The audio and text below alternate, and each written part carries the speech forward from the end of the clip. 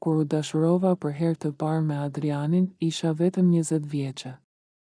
Një vajzë me ëndra të mëdha, me flokë të gjata që më binin mbi supe dhe sytë plot dritë.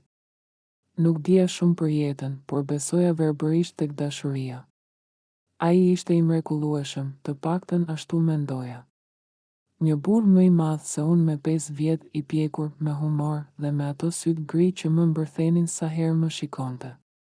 E ndjeva që po binim në një vorbull që s'mund të ndalej, kalim pas kalimi, fjalë pas fjale, netët nisën të bëhen më të gjata me telefonata, më të ngrohta me përqafime, dhe zemra ime gjithmonë e më shumë u mbush me një ndjesi që nuk mund ta përkufizoja ndryshe veçse me dashuri të pastër. Nuk më interesonte nëse familja ime nuk e miratonte, thjesht doja të isha me të. E lash gjithçka, studimet, punën parktime, madje dhe shoqet që më këshillonin të isha e kujdesshme. I besova Adrianit me gjithçka, dhe atëherë ndodhi. Mbeta shtatzën, kur ja thash Adrianit, prisja që do më përqafonte, do më puthte ballin e do më thoshte, do të arrisim bashkë. Por ai vetëm heshti. Sytë e tij nuk ishin më gri, ishin bosh. Si një njeri që sapo kishte humbur gjithçka. Nuk mund ta mbajmë, tha. Zëri i tij ishte i prerë. Nuk është momenti. Nuk jam gati për këtë përgjegjësi. Bota mu shem. Toka u hap poshtë meje dhe unë rash thellë në errësirë. I thash që nuk mund ta hiqja. E dija që do ishte e vështirë, por ndihesha gati, ndihesha nën qysh atë ditë. Por ai u largua. Jo për një javë. Jo për një muaj. U zhduk, nuk më mori më në telefon. Nuk erdhi në asnjë vizitë. Askush nuk e dinte ku ndodhej. Ishte sikur kur s'kishte ekzistuar. Mbetën vetëm kujtimet dhe një dhimbje që nuk largohej. Por më mbante gjallë ideja që një jetë po rritej brenda meje. Një jetë që nuk do e braktisja kur, siç bëri ai, shtatzënia ishte e vështirë. Shumë më vështirë se ç'kisha imagjinuar. Jetoja në një dhomë të vogël, punoja derisa më këputeshin këmbët dhe sërish nuk mjaftonte. Por kur lindi Elona, vajza ime, kuptova se gjithë vuajtja kishte pasur kuptim. Ajo ishte drita ime. Gëzimi i vetëm në një botë që më kishte braktisur, rrita Elona në vetme. Pa asnjë ndihmë. Dhe jo, nuk ja përmenda asnjëherë emrin Adrian. Nuk doja ta helmoja me një të shkuar që nuk i përkiste. Ishte më mirë të dinte që kishte vetëm një nën që e donte pa kushte, sesa një baba që se deshi as në bar, kaluan vitet. Elona u rrit si një engjëll. Nxënëse e shkëlqyer, e butë në shpirt dhe gjithmonë pranë meje. Ishim si motër e vëlla në sytë të tjerëve, të lidhura fort, me një dashuri të pashpjegueshme. Ajo më shëroi plagët pa e ditur. Më bëri të buzëqesh përsëri, por jeta ka një mënyrë të çuditshme për të rikthyer të shkuarën. Ishte një mëngjes i zakonshëm kur mora një telefonat nga një zë që më ngrin akoma sot kur e kujtoj. Përshëndetje, është zonja Alma? Po, kush jeni? Ju telefonoj nga spitali onkologjik. Kemi nevojë urgjente të flasim me ju në lidhje me një pacient, Adrian Roshi, emri më përplasi si grusht në gjoks. Adrian? Pse? Si? Çfarë donte ai tani? E gjitha më dukej si një lojë e poshtër nga fati. Kur shkova në spital, gjeta një burr të rënuar. Flokët e tij të dikurshme ishin rënë, fytyra e tretur dhe sytë. Ata sytë gri, tani ishin si hije të vdekura. Ishte në dializë dhe kishte nevojë për transplant. Mjekët më sqaruan se ai kishte përmendur emrin tim si personi i fundit që mund të kishte një përputhje të gjakut për dhurim. Ishte një rast i rrallë.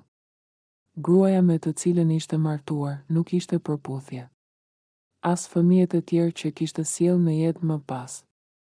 Mjekët e kishin pyetur nëse kishte ndonjë lidhje tjetër të afërt dhe ai ishte detyruar të tregonte. Për mua, qëndrova në prag të dhomës së tij për minuta të tëra. Ai më pa dhe sytë ju mbushën me lodh. Su tha asnjë fjalë në fillim. Vetëm heshtje. Ajo lloj heshtje që flet më shumë se çdo gjuhë në botë. Më vjen keq Alma. Më fal.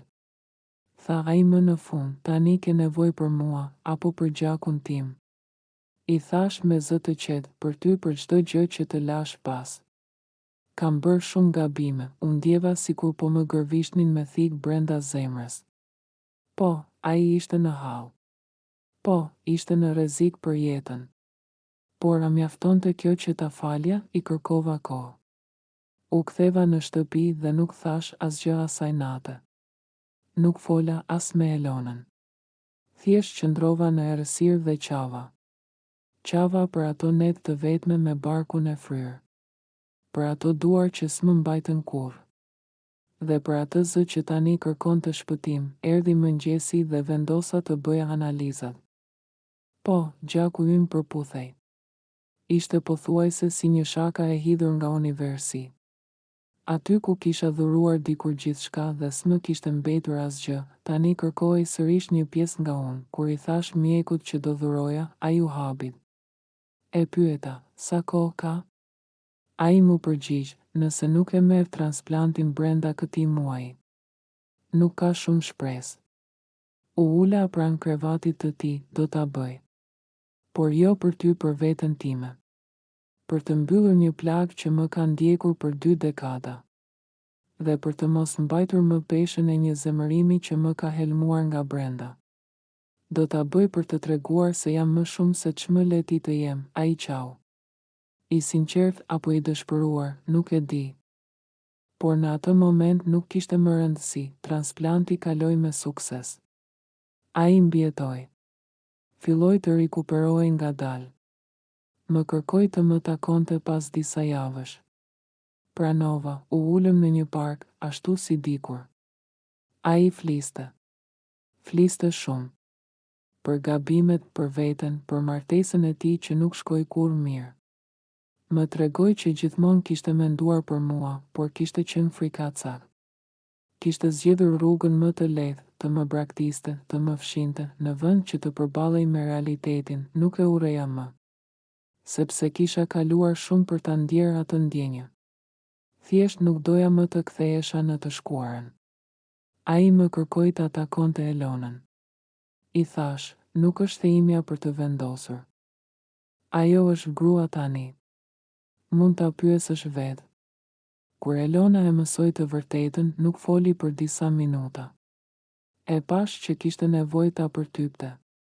Pastaj, me një pjekuri që më la pa fjalë, tha, dua ta takoj. Dua të di kush është.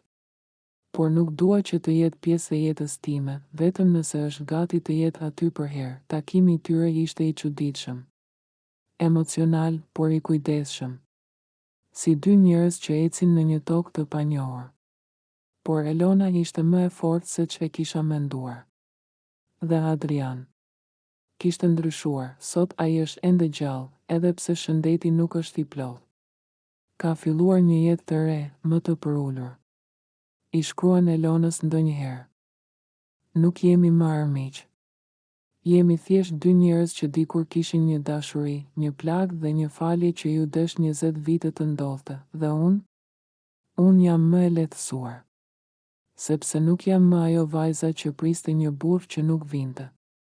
Jam gruaja që mbjetoi, që dashuroi vajzën e saj pa kushte dhe që pati forcën të shpëtonte edhe atë që dikur e